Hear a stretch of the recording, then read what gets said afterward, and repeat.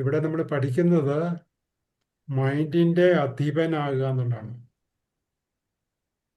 ഞാനായിരിക്കും മൈൻഡിൻ്റെ owner, അധീപൻ. Mind mastery എന്ന് പറഞ്ഞാൽ മൈൻഡിൻ്റെ അധീപനാകുക എന്നുള്ളതാണ്. അതാണ് മൈൻഡ് മാസ്റ്ററിയുടെ അർത്ഥം. അപ്പം നമുക്ക് പലപ്പോഴല്ല മിക്കവാറും മൈൻഡിൻ്റെ വഴിക്ക് പോകുന്നതുകൊണ്ട് നമുക്കതിനെ മാസ്റ്റർ ചെയ്യാൻ പറ്റുന്നില്ല. അതുകൊണ്ട് നമ്മൾ ഉദ്ദേശിക്കുന്ന ഫലം നമുക്ക് കിട്ടാതെ വരും. അപ്പം നമ്മുടെ ജീവിതത്തിൽ വിജയിക്കണം എന്നുണ്ടെങ്കിൽ മൈൻഡിനെ മാസ്റ്റർ ചെയ്യാൻ പഠിക്കണം. അതാണ് മൈൻഡ് മാസ്റ്ററി എന്നുള്ള ക്ലാസ്സിൻ്റെ ലക്ഷ്യം. ഇന്നിപ്പോൾ ഒരു ഫ്രീ വെബിനാറാണ്. അതിനകത്തൊരു ശകലം മൈൻഡ് മാസ്റ്ററിയുടെ തുടക്കത്തിലേ നമ്മൾ ഇവിടെ പറഞ്ഞുതരാമെന്നാണ് വിചാരിച്ചുകൊണ്ടിരിക്കുന്നത്. പവർ പോയിന്റ് പ്രസൻറ്റേഷൻ അത് നിങ്ങളെ കാണിച്ചു തരാം, നിങ്ങൾക്ക് മനസ്സിലാവും.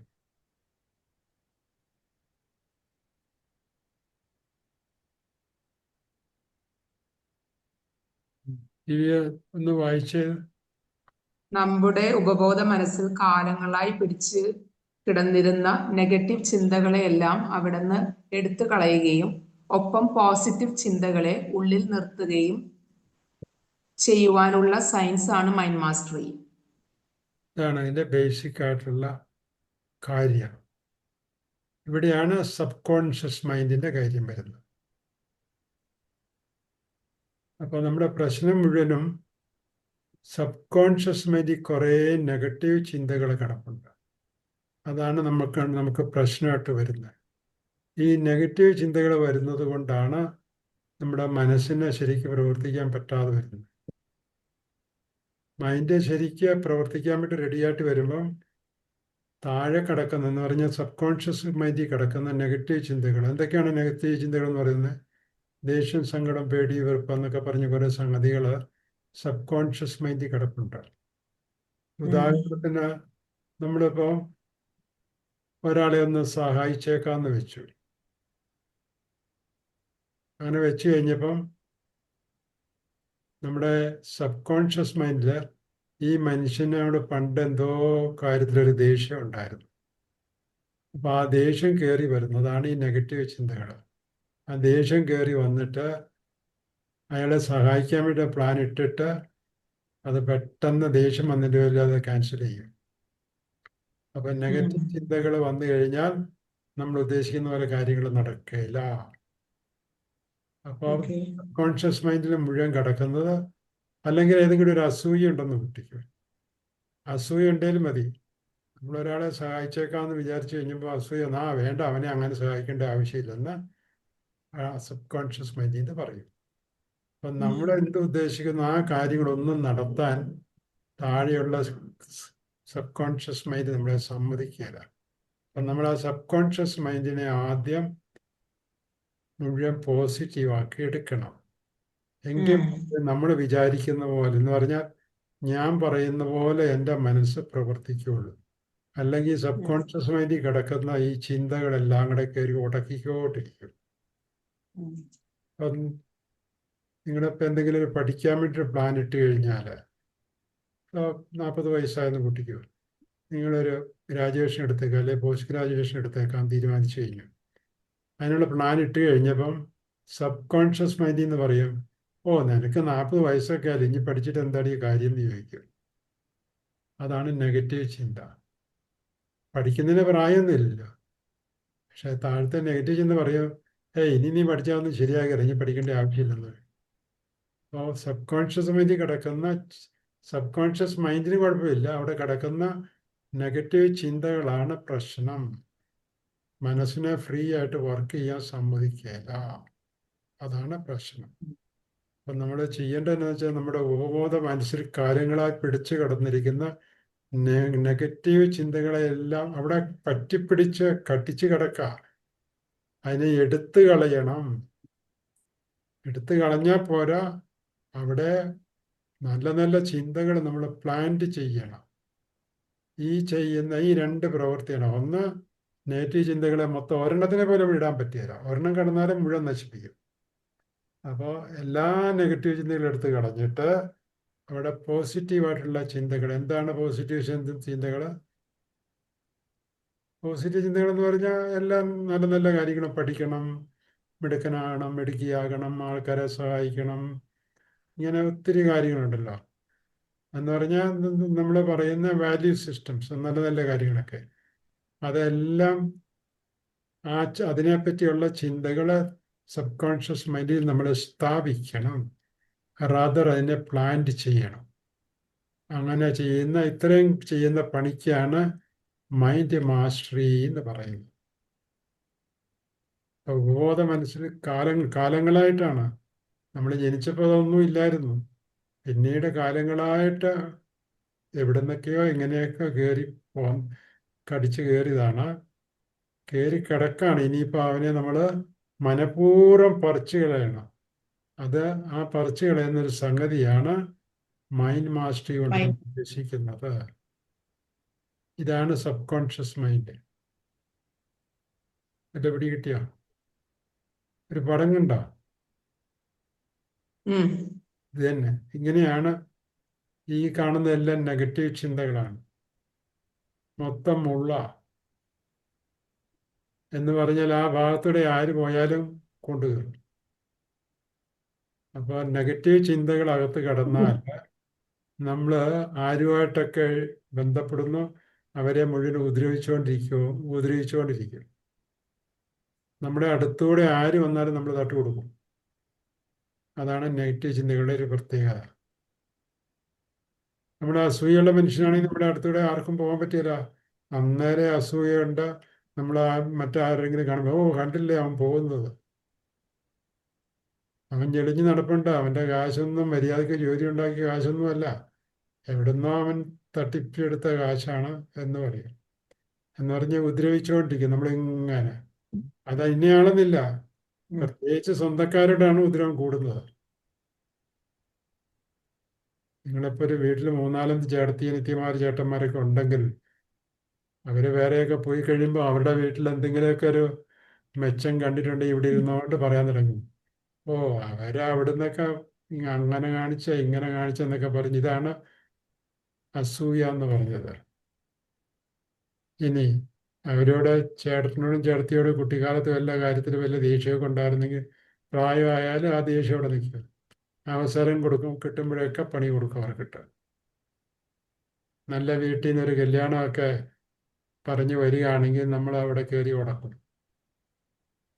അതാണ് സബ് കോൺഷ്യസ് മൈൻഡ് നെഗറ്റീവ് ചിന്ത ഇന്നത്തെ കുഴപ്പം. ഇനി നമ്മൾ ചെയ്യാൻ പോകുന്നത് ഇതിനെയെല്ലാം പറിച്ചു കളഞ്ഞിട്ട് ഇതുപോലെ ഗാർഡനാക്കി മാറ്റണം.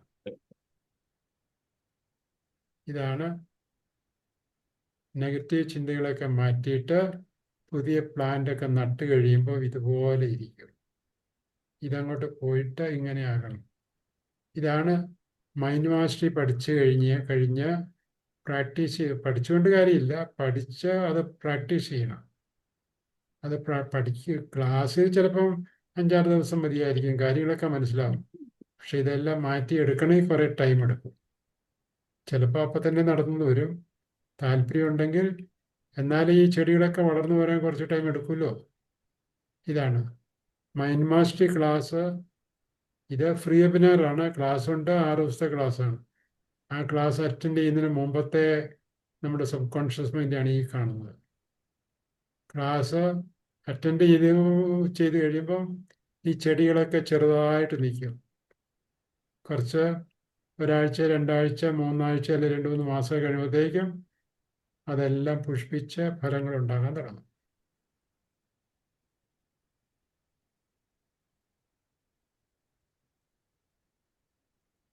ലൈഫ് എന്ന് പറയുന്നത്, അല്ലെങ്കിൽ ജീവിതം എന്ന് പറയുന്നത്, ഒന്ന് ശരീരം, ഫിസിക്കൽ ബിഹേവിയർ, പെരുമാറ്റം. അത് പ്രവർത്തിക്കണമെന്നുണ്ടെങ്കിൽ ഒരു മെറ്റാഫിസിക്കലായിട്ടുള്ള എനർജി വേണം.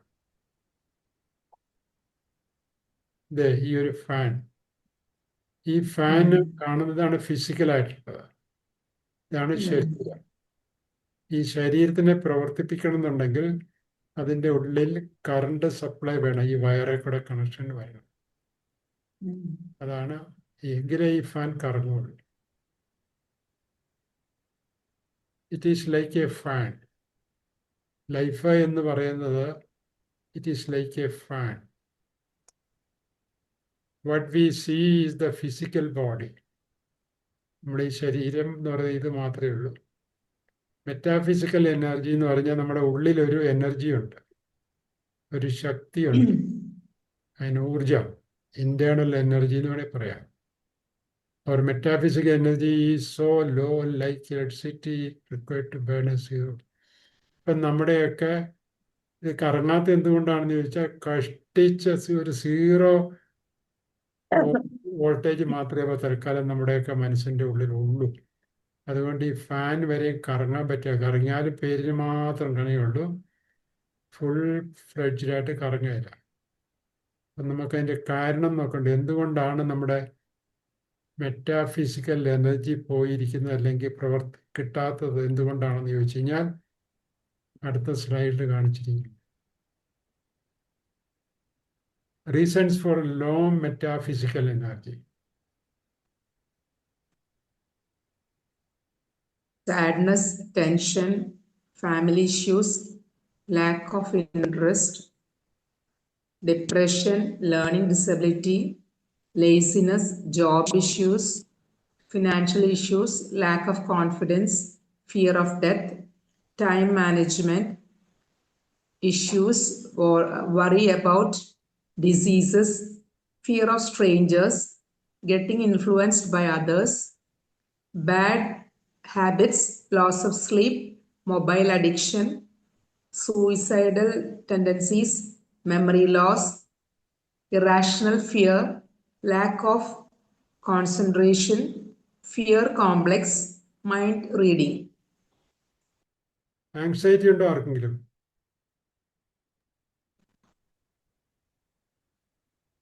എന്ന് ആരും എന്നെ മിണ്ടാത്ത? ദേഷ്യം, ആങ്സൈറ്റി ഇല്ല, ദേഷ്യമില്ല, സങ്കടമില്ല, ഉണ്ടോ?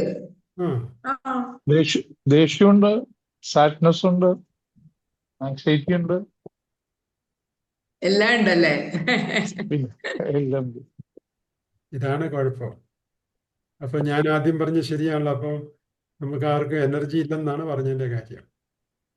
ഇന്റേണൽ എനർജി ഇല്ല, അതില്ലാത്തതാണ് നമ്മുടെയൊക്കെ പ്രശ്നം. നമ്മൾ വിചാരിക്കുന്ന പോലെ കാര്യങ്ങളൊന്നും നടക്കില്ല.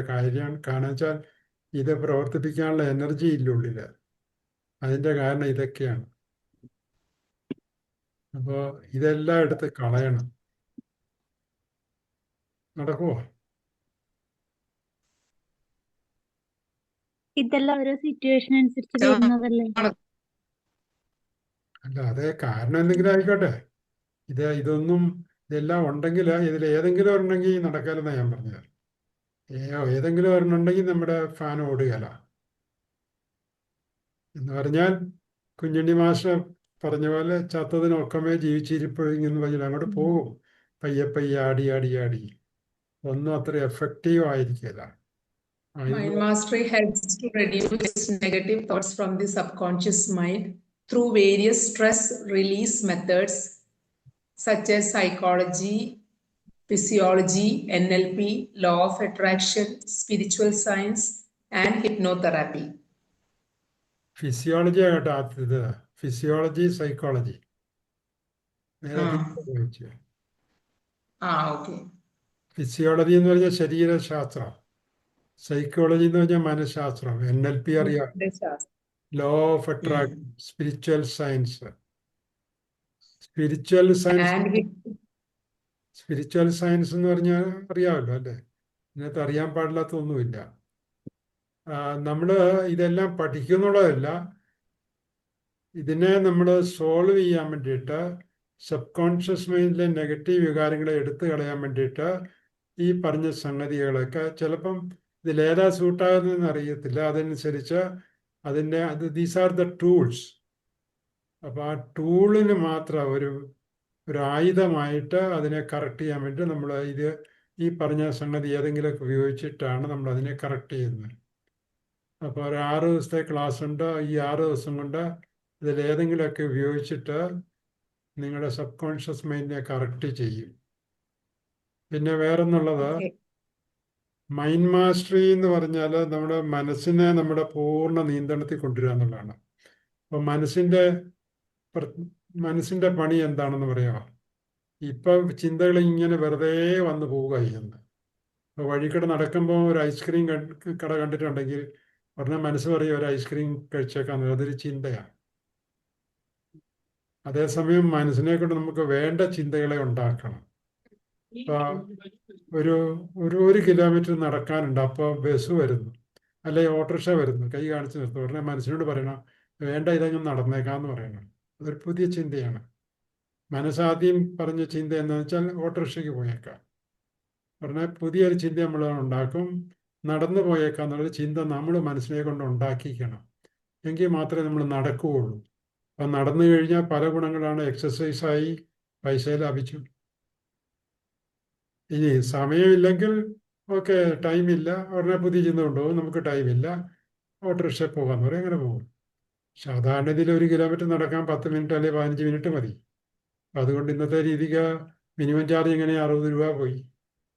60 രൂപ ലാഭിക്കുകയും ചെയ്യാം, ഇച്ചിരി നടന്നിട്ട് വയറൊക്കെ ഒന്ന് കുറയുകയും ചെയ്യും, ഒരു എക്സസൈസുമായി. അപ്പോൾ നമുക്ക് ഗുണകരമായ കാര്യങ്ങൾ ചിന്തിക്കാനുള്ള ചിന്തകളെ, ചെയ്യാനുള്ള ചിന്തകളെ നമുക്ക് സൃഷ്ടിക്കാൻ മനസ്സിന് പവർ ഉണ്ടായിരിക്കണം. അതാണ് മനസ്സിൻ്റെ എനർജി എന്ന് പറയുന്നത്. അപ്പോൾ ആ എനർജി, മനസ്സിൻ്റെ എനർജി മുഴുവൻ നശിപ്പിക്കുന്നത് നെഗറ്റീവ് ചിന്തകൾ അകത്ത് കിടക്കുന്നതാണ്. ഐസ്ക്രീം കാണുമ്പോൾ തിന്നാൻ തോന്നുന്ന നെഗറ്റീവ് ചിന്തയാണ്. ആവശ്യമുണ്ടെങ്കിൽ കഴിക്കാം, ആവശ്യമില്ലാത്തതൊക്കെ. അപ്പം നിങ്ങൾ ചോറുണ്ട് എവിടെയെങ്കിലും ബുഫേക്ക് ആരെങ്കിലും ഇൻവൈറ്റ് ചെയ്തെന്ന് കുട്ടിക്ക് നിങ്ങൾ ഡയബറ്റിക് പേഷ്യൻ്റ് ആണെങ്കിൽ മധുരം കഴിക്കാൻ പാടില്ലല്ലോ. പക്ഷെ മനസ്സ് പറയും ഒരു മധുരം ഒരു ഐസ്ക്രീം കഴിച്ചേക്കാന്ന് പറയും. അതാണ് ഒരു ചിന്ത മനസ്സ് കൊണ്ടുവന്നത്. മനസ്സ് നമ്മുടെ അനുവാദത്തിലാണ് മനസ്സ് കൊണ്ടുവന്നത്. ഉടനെ നമ്മൾ പുതിയ ചിന്ത കൊണ്ടുവരണം. ഇല്ല, അതിന് പകരം 1 ഗ്ലാസ് വെള്ളം കുടിക്കാൻ പോകുന്നതെന്ന് പറയണം. അതൊരു ചിന്തയാണ്. അപ്പം നമുക്ക് ആവശ്യമുള്ള ചിന്തകൾ കൊണ്ടുവരിക. ഇപ്പം രാവിലെ നടക്കാൻ വേണ്ടിയിട്ട് പ്ലാൻ ഇട്ടിട്ടുണ്ട്. രാവിലെ എഴുന്നേറ്റ് നടക്കാമെന്ന ഒരു ചിന്ത കൊണ്ടുവന്നു. നടക്കാൻ വേണ്ടി പ്ലാൻ ഇട്ട് കഴിഞ്ഞപ്പോൾ പുതിയ ചിന്ത വന്നു, മനസ്സൊരു ചിന്ത കൊണ്ടുവന്നു. വേണ്ട, ഇന്ന് നടക്കേണ്ട ആവശ്യം തിരിഞ്ഞ് കുറച്ച് നേരം കൂടെ കിടക്കാം. അപ്പം ആ ചിന്തേനെ റീപ്ലേസ് ചെയ്യാൻ വേണ്ടി പുതിയ ചിന്തകളെ ഉണ്ടാക്കണം. എന്തുകൊണ്ട് നമുക്ക് പുതിയ ചിന്ത ഉണ്ടാക്കാൻ പറ്റുന്നില്ല? മനസ്സിന് മെറ്റാഫിസിക്കൽ എനർജി ഇല്ല. ഉള്ളിൽ എനർജി ഉണ്ടെങ്കിൽ മാത്രമേ പുതിയ ചിന്ത ഉണ്ടാക്കാൻ പറ്റുള്ളൂ, നമുക്ക് വേണ്ടപ്പെട്ട ചിന്ത. ഇല്ലെങ്കിൽ നെഗറ്റീവ് ചിന്തകൾ മാത്രമേ ഉണ്ടാവുള്ളൂ. അപ്പോൾ എനർജി, അകത്തുള്ള എനർജി ഉണ്ടാക്കണം, പുതിയ ചിന്തകളെ ഉണ്ടാക്കണം. ഈ പണിയൊക്കെ ചെയ്യാൻ വേണ്ടിയിട്ടാണ് മൈൻഡ് മാസ്റ്ററി പഠിക്കുന്നതെന്നാണ് പറഞ്ഞത്.